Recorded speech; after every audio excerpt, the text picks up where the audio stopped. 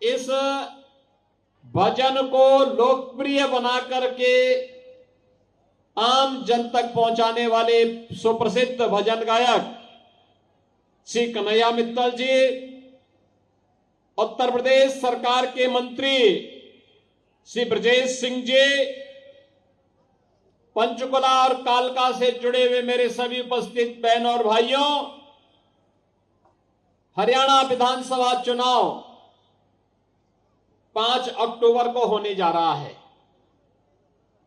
बहन और भाइयों, शारदीय नवरात्रि 3 अक्टूबर से प्रारंभ हो रहा है।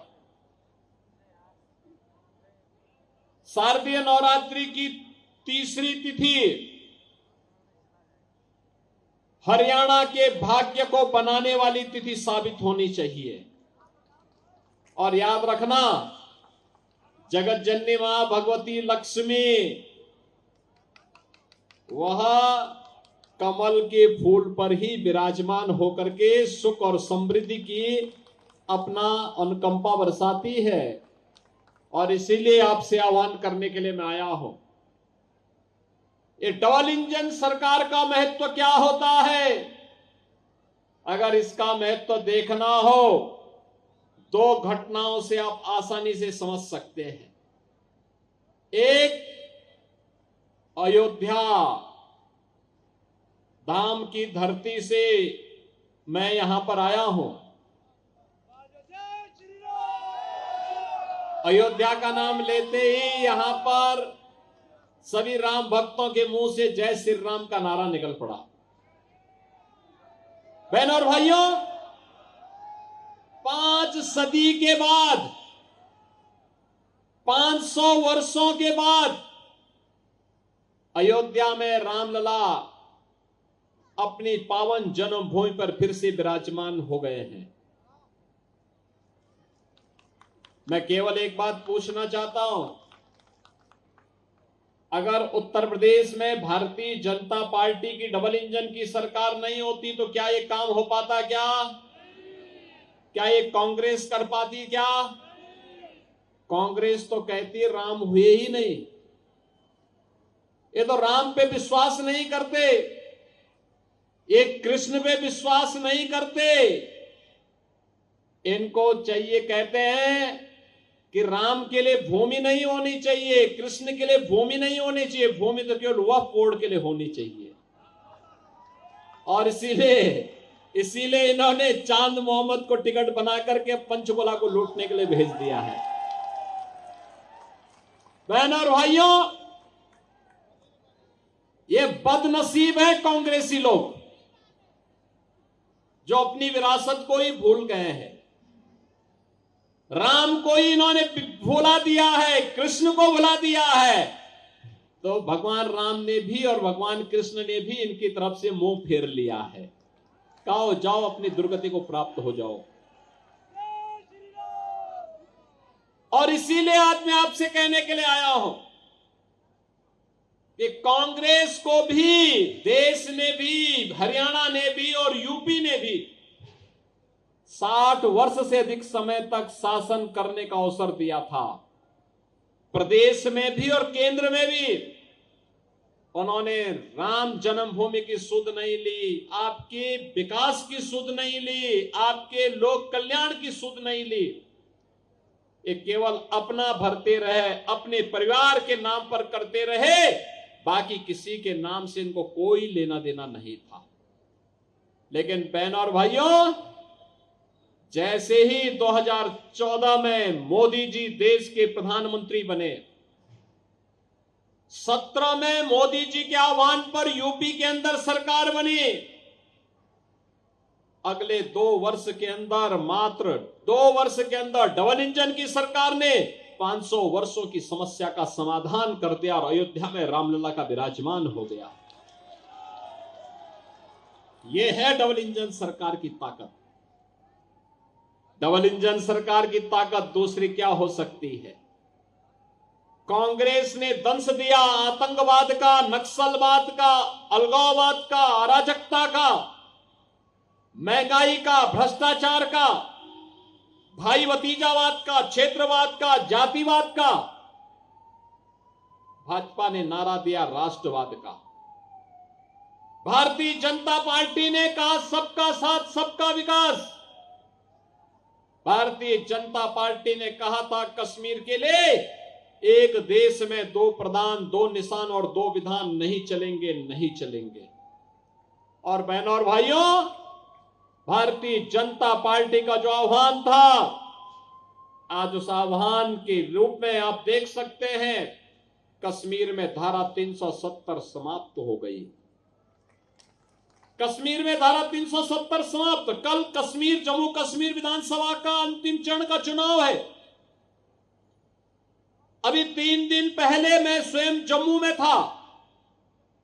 जम्मू एयरपोर्ट पे मैं गया तो एक आवाज आई कि राम राम साहब, जो कि मेरा कोई परिचय था नहीं, तो मैं सीधे जा रहा था। तब तक आवाज आई फिर कि योगी जी राम राम। मैंने देखा तो एक मौलवी थे।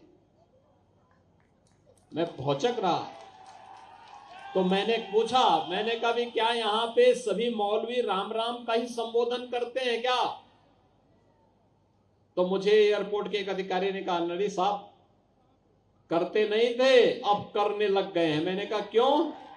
कहा ये धारा 370 को हटाने का इंपैक्ट है, और इसीलिए मैं आपसे कहने के लिए आया हूं, भारतीय जनता पार्टी जितनी मजबूत होगी भारत उतना मजबूत होगा।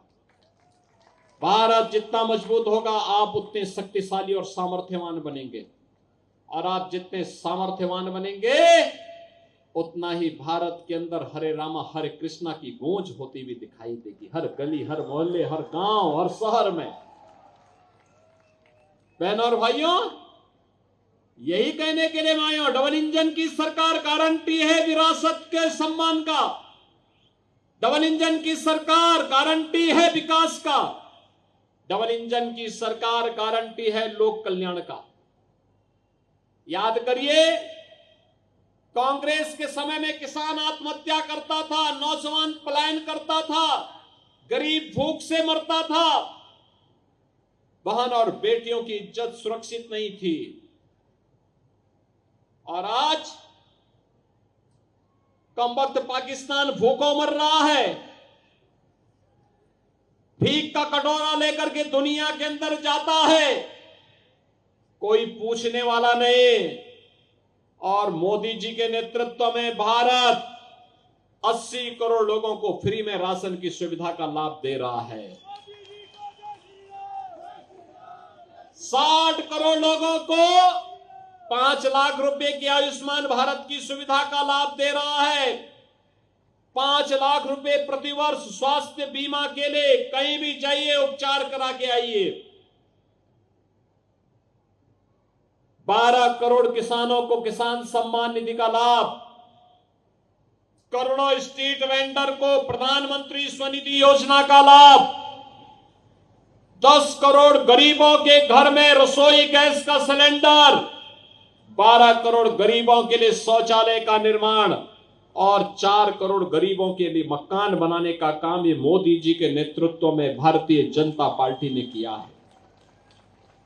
बहनों और भाइयों, हाईवे 4 लेन के, 6 लेन के, 8 लेन के, 12 लेन के, मेट्रो, रैपिड रेल, बेहतरीन air connectivity, IIT, IIM, AIIMS, ये अब नई पहचान बन रही है नए भारत की। 1 डिस्ट्रिक्ट 1 मेडिकल कॉलेज, हर घर नल की योजना, ये सभी तो किसी का चेहरा देख करके नहीं, सबका साथ और सबके विकास के भाव के साथ भारतीय जनता पार्टी ने किया।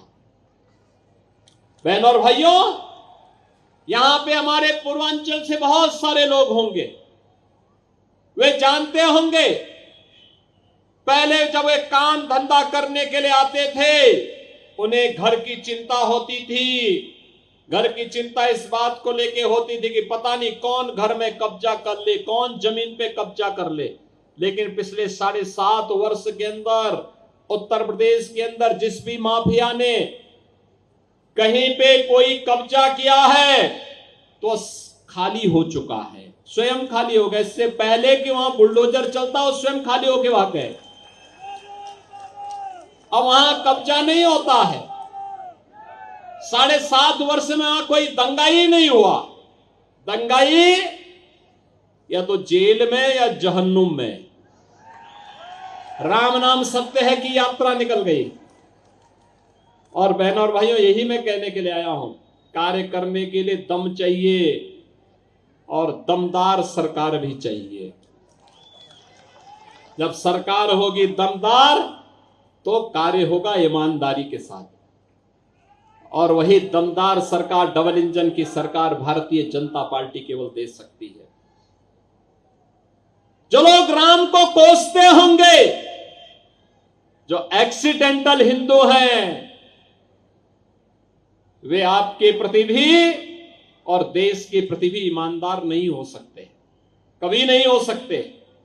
और यही कहने के लिए मैं आया हूं, ये पंचकुला एक नई पहचान हरियाणा की है। पंचकुला विकास की धुरी बन रही है। विधानसभा अध्यक्ष के रूप में, यहां के विधायक के रूप में श्री ज्ञानचंद गुप्ता जी के नेतृत्व में विकास की धारा यहां पर बही है, मजबूती के साथ आगे बढ़ी है।